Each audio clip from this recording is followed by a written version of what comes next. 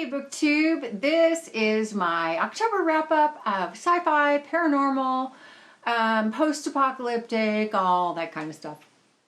I got my ticket for the long way round. You know, a lot of booktubers start out by saying, hi, my name is whatever their name is, and then they go from there. I don't ever do that. You do know my name is Jen, right? That's why my channel is called Today in Jen's Library.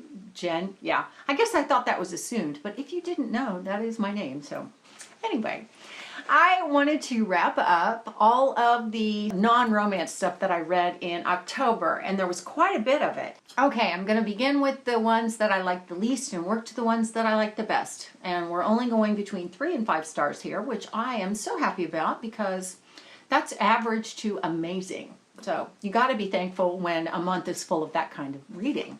So I'm going to start off with Heir of Fire by Sarah J. Maas. This is technically book 3 in the Throne of Glass series if you don't count the prequel, which is a book of several novellas called The Assassin's Blade.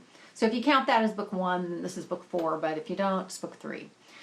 It was narrated on audio by Elizabeth Evans, and I only listened to a portion of it on audio because I didn't like it. I finished the rest of it as an ebook, and I did that because Elizabeth Evans gave a really sarcastic, arrogant kind of sense to Selena Sardathian, who is the main character. I didn't like that. I have a little trouble with Selena anyway because I feel like she's that way anyway, but maybe I think that because of Elizabeth Evans voicing her that way through the previous books. So I was holding off on this, and I probably waited too long to read it after reading the second book. But, you know, essentially, this was kind of a chore for me to get through.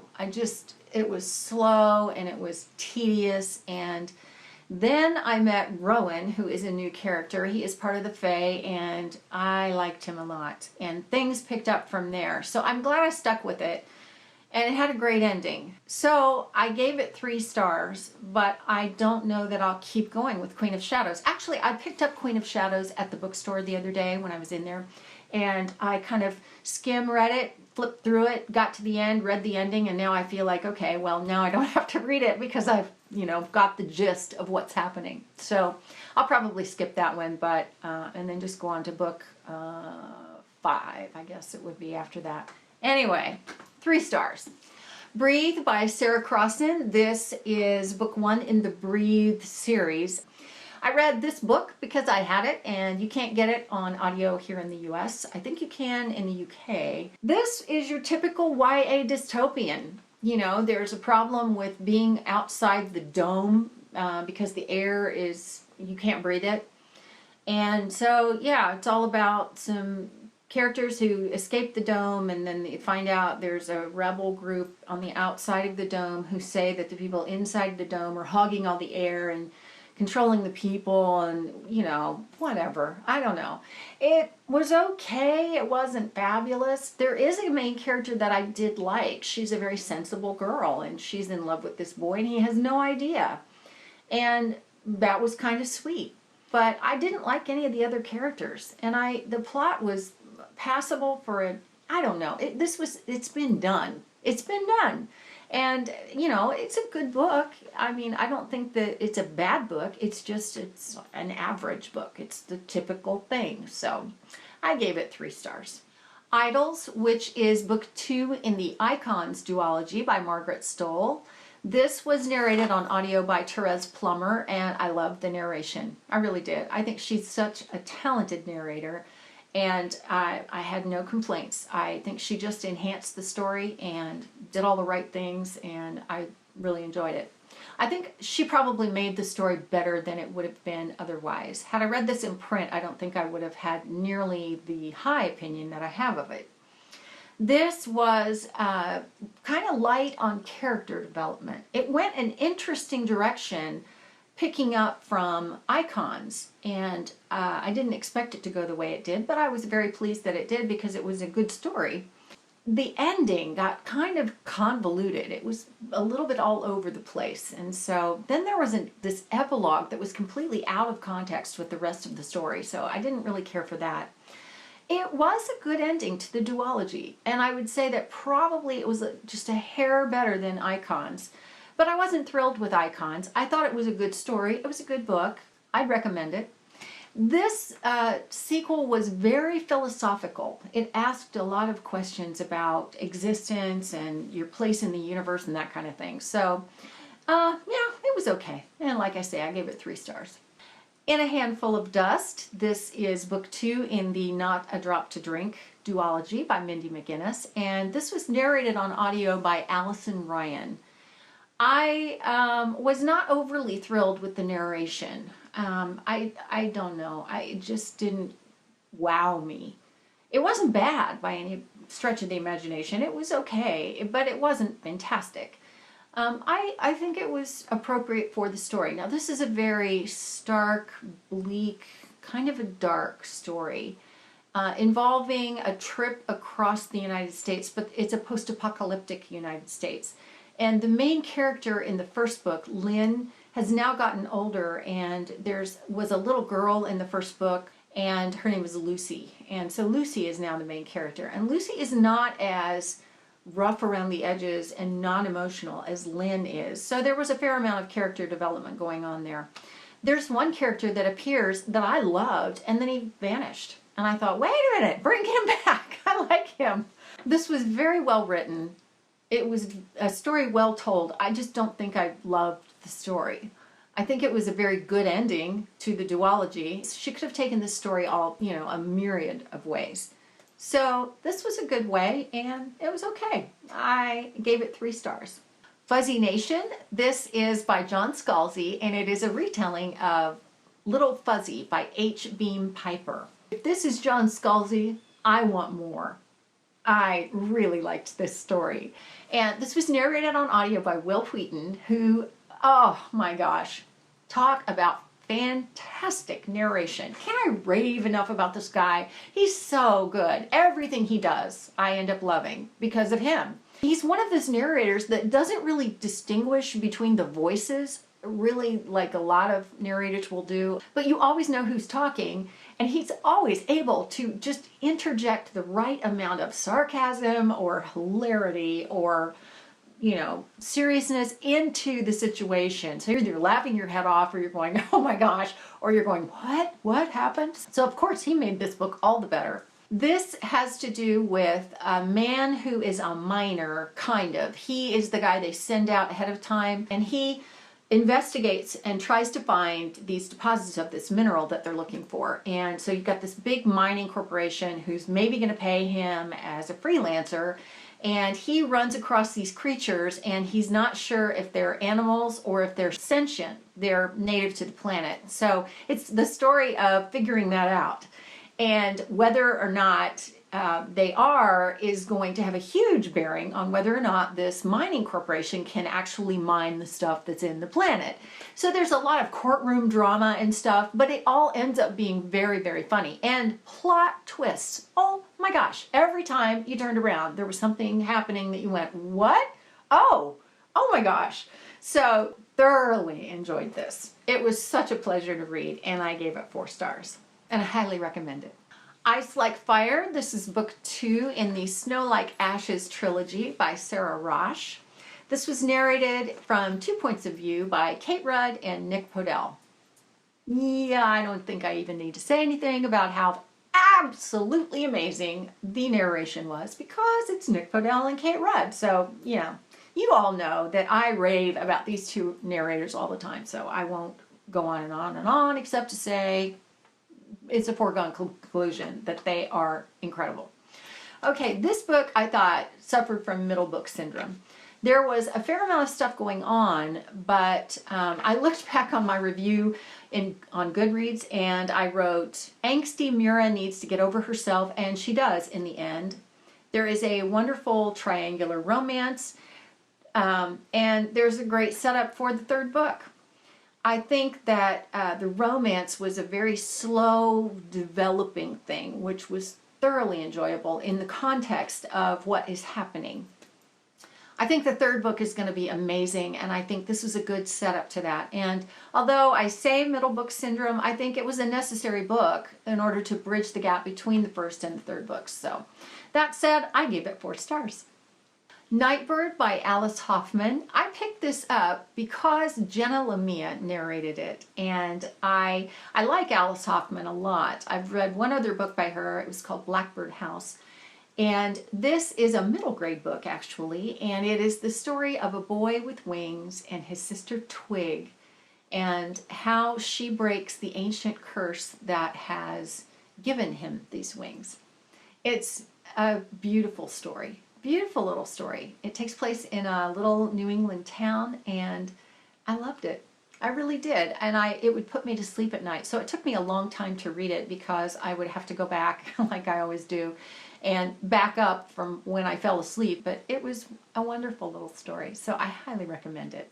4 stars. Walk on Earth, a Stranger. This is book 1 in the Gold Seer trilogy. I think it's going to be a trilogy by Ray Carson, and it was narrated on audio by Erin Mallon. I really liked the narration. Erin Mallon is a new narrator for me. I'm sure she's done a ton of stuff, but I really liked it. I don't know that she's rating up there with all my favorites, but she was very, very good, and I have no complaints. This book was so good, and I think I say that because it was such a departure from all of the stuff I normally read. It's a Western. It's set in the time of the gold rush, so whenever in the 1800s that was, and it's a girl who has to pretend to be a boy, and her journey across the United States to get to California. I loved the way Ray Carson captured this idea that life is so cheap in that time period. You know, people could die of a cut on your finger, you know. Life was hard. It was really hard, and you really got a sense of that. This is a wagon train essentially going across, and yeah, characters die and stuff happens, and you know, you're so invested in the story as it goes along, and very slow burn romance that really doesn't materialize almost at all. And that was okay with me because there's just enough tension going on there that it made it really, really enjoyable. I felt like this was the YA version of Lonesome Dove by Larry McMurtry. Now, I've only ever seen the miniseries. I've never read the books for that, but oh, it was just so good. I really enjoyed it. And like I say, it's a nice departure from all the glut of YA fantasy that's out there that's, you know, it's the same thing over and over. This is not. This is just so refreshing. I'm really looking forward to the next book. A Mad Zombie Party. This is book 4 in the White Rabbit Chronicles by Gina Showalter. It was narrated from 3 points of view by Natalie Gold, Roger Wayne, and Saskia Marleveld. Yeah. I really liked the narration. Natalie Gold did the previous 3 books, and so those were all amazingly good and appropriate, and she just did a great job with them. The guy that got left hanging at the very end of book 3, this picks up his story and really focuses in on him, and all the main characters in the previous 3 books are kind of side characters. So he is very damaged and trying to figure out how to find his way through his grief. And there's another character that was, again, in the previous 3 books, who was a traitor and then turned on the bad guys. And so she was only working with the bad guys for a very good reason. So you find out what that is. And, you know, she's trying to come back from that. He's trying to come out of his grief. So there's a romance going on there. And the whole premise of this series is all zombies and the killing of them. Yeah, it's kind of involved, but it's a good series. And at the end, I felt like it wrapped everything up completely, totally. If she's ever going to write another book about these characters, it's going to have to be a companion series because she's done. At the end of this book, she wrote epilogues for each of the groups of characters, and no loose ends, and it's done. And it was a good book. It was a stressful book, kind of angsty. But in the end, very emotionally satisfying, and because I like the series so much, I gave this one 4 stars. Waterlocked. This is book 1.5 in the Elemental World series by Elizabeth Hunter, and it was narrated on audio by Dina Perlman. This series is a companion series to her Elemental Mysteries series, which is all about vampires. So is this, and this kind of takes off a different direction with other characters. And Dina Perlman has narrated the whole series, and I think she just gets better and better. She's somebody that I wasn't sure of at first, and now I just am so used to her that she belongs with this series, so I really like her. This is a novella, obviously. It's book 1.5, and it is the story of a marriage of convenience that turns into a love story between two vampires. That's basically it. I don't think I need to tell you more, and it's so well written. Elizabeth Hunter, oh, I got to tell you about her another time because she's amazing. I'll just leave it at that. 4 stars. The Long Way to a Small Angry Planet. This is by Becky Chambers, and I read this as an ebook because it's not available on audio that I know of, at least yet. I love this book. I loved this book. It was kind of like Firefly, the television show. Ensemble of characters, 1 or 2 humans, I think, and the rest were all aliens, and there are probably 5 or 6 of them. They take a job creating a wormhole from a far place in space that is an area that has people who have been recently brought into like a federation. Their planet's been brought into the Federation of Planets, and so they need a wormhole to go to another place, I guess the central place.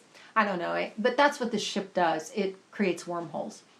So the plot is basically them getting there, and this is very character driven. So if you want a lot of action and plot and all that kind of thing, this is not your book. It does have a point, but it's mainly the story of these people on this ship, and it's so enjoyable. It's so enjoyable because these characters are just wonderful. I loved it. I loved it. At the end, I was just sad to leave them. And I wouldn't be unhappy if Becky Chambers wrote more episodes of this crew because it was just great. It was so enjoyable. And I gave that one 5 stars. And lastly, I read The Revolution of Ivy, which is by Amy Engel. This is book 2 in the Book of Ivy duology, and I received it as an ARC. It doesn't come out until later this month, and so I plan to do a full review on the duology. I listened to the first book. Taylor Meskimen narrates that, and so I listened to that, and then I read the ARC, and it was so good. It's so good. I've been waiting a long time for this book. First of all, I'm thrilled that it's a duology, and second of all, I can't wait to tell you about it because it's so good. 5 stars. So that is all of the stuff that I read in October. If you've read any of these books, I'd love to know your thoughts. I'd love to talk with you in comments about those. And that's it for now for me. I will see you next time. Thanks for watching. When I'm gone, you're gonna miss me when I'm gone. You're gonna miss me by my walk. You're gonna miss me by my talk. Oh, you're gonna miss me when I'm gone.